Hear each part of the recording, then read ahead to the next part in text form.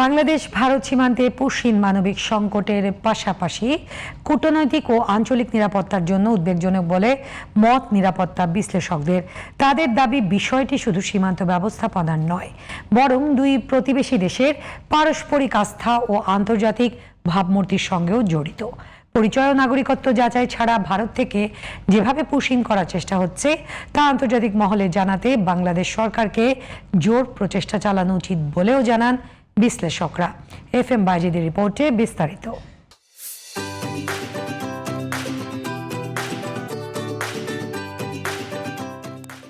বাংলাদেশের বিভিন্ন সীমান্ত এলাকায় সাম্প্রতিক সময়ে একাধিকবার ভারত অবৈধ অভিবাসী দাবি করে কিছু মানুষকে বিভিন্ন সীমান্ত দিয়ে ঠেলে দেওয়ার চেষ্টা করছে। প্রশ্ন হচ্ছে, যাদের সীমান্তে আনা হচ্ছে তারা আসলে কারা?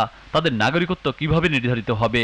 অবৈধ বাংলাদেশি হলে এক্ষেত্রে আন্তর্জাতিক প্রত্যাবাসন প্রক্রিয়া অনুসরণ না করে রাতের আধারে কেন শূন্য রেখায় ঠেলে দেওয়া হচ্ছে? এসব নিয়ে চলছে আলোচনা। ভারতের মতো পুরনো গণতান্ত্রিক দেশে ধর্মের ভিত্তিতে অবৈধ বাংলাদেশি ট্যাগ দিয়ে পুশিনের চেষ্টা মানবাধিকার লঙ্ঘন বলে জানান নিরাপত্তা বিশ্লেষকরা। তারা ৮০ বছর গণতন্ত্র চর্চা করলো, কিন্তু এখন এসে আমরা দেখছি যে তারা একটা সাম্প্রদায়িক আচরণ করছে।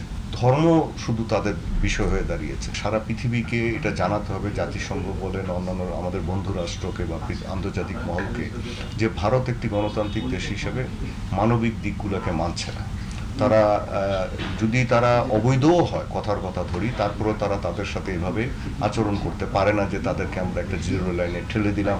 সীমান্তে ঠেলে দেওয়া মানুষরা প্রকৃত বাংলাদেশি নাগরিক হলে পরিচয় যাচাই বাছাই করে নিয়মতান্ত্রিক প্রক্রিয়ায় প্রত্যাবাসনের চেষ্টা না করে ভারত যা করছে জাতিসংঘ ও বাংলাদেশের বন্ধু রাষ্ট্রগুলোর কাছে তা তুলে ধরার আহ্বান বিশেষজ্ঞদের। রেড ক্রিসেন্ট এবং UNHCR এদেরকে প্রতিনিধিদেরকে পাঠানো শূন্য রেখায় আমাদের সীমান্ত এলাকায়, যে তারা গিয়ে দেখে আসুক যে এই নিরীহ এই মানুষগুলোকে, অসহায় মানুষগুলোকে কিভাবে তারা রেখেছে এবং তাদের সাথে কি ব্যবহার করছে, যাতে এই জিনিসগুলো আন্তর্জাতিক মাধ্যমে এবং আন্তর্জাতিক সংস্থাগুলোর কাছে প্রচারিত হয় ভারতের এই অমানবিক দিকটা নিয়ে। ভারত সরকারের অমানবিক আচরণের জন্য তাদের দেশের জনগণকে সচেতন করতে হবে। সেজন্য বাংলাদেশ সরকারই শুধু নয়, ব্যবসায়ী, সাংবাদিক ও বুদ্ধিজীবীদেরও ভূমিকা রাখার আহ্বান জানান রাজনৈতিক বিশ্লেষকরা।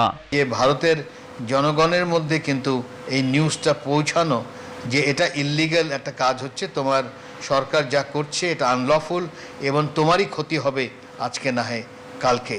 এখন সেটা ট্র্যাক 1-এর দ্বারা সম্ভব না, সেই জায়গায় ট্র্যাক 2, ট্র্যাক 3, এখানে মিডিয়া থেকে শুরু করে বিজনেস ফ্রন্ট, একাডেমিশিয়ানস, এই যে ট্র্যাক 2, ট্র্যাক 3 যেগুলো বলা হয়, এগুলোকে ব্যবহার করা দরকার। বাংলাদেশ ও ভারতের মধ্যে দীর্ঘদিনের বন্ধুত্বপূর্ণ সম্পর্কের প্রেক্ষাপটে সীমান্ত পরিস্থিতি আর যেন উত্তপ্ত না হয়, সেজন্য আন্তর্জাতিক আইন অনুযায়ী দুদেশকেই কূটনৈতিক চ্যানেলে সমাধানের আহ্বান জানান বিশেষজ্ঞরা।